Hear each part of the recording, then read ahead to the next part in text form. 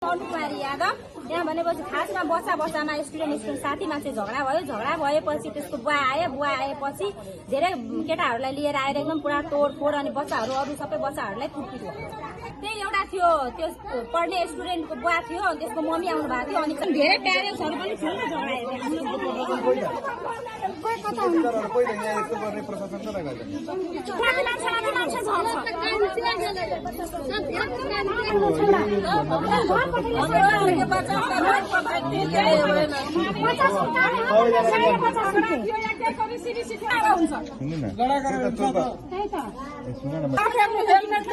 केटाहरूले उल्टै खान्छ।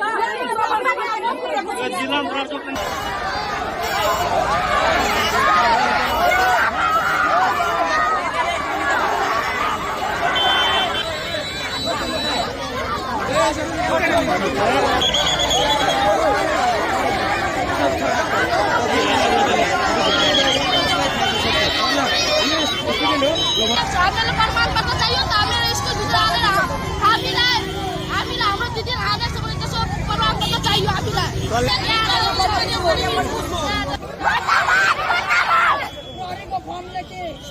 एक रोशन यादव से, लालदेव ठाकुर से और ओकरे संग से सब ये गार्जियन से हमरो 3टा विद्यार्थी पढ़े से तोड़ फोड़ करलके मारलके 4टा 5टा लइयो गया 5-6 गोड़ा का लाइयो के एक्स्ट्रा नहीं गार्जियन मोटरसाइकिल पर बैठ के आपका तकर बाद डायरेक्ट हमला करलके। इधर गुंडा के शैली में गुंडागर्दी करते था भएपछि आफ्नो छोरा छोरीलाई त हेर्न आउनु पर्यो। हतार हामी आयो। तपाईहरु पनि गार्जियन नै हो। जुन मान्छेलाई जुन भगायो यहाँबाट होइन तिनीहरूलाई बोलाउनु पर्यो। जो आएको थियो यहाँ कुटपिट गर्न तिनीहरूलाई कडाई भन्दा कडाई सजाय दिनु पर्यो।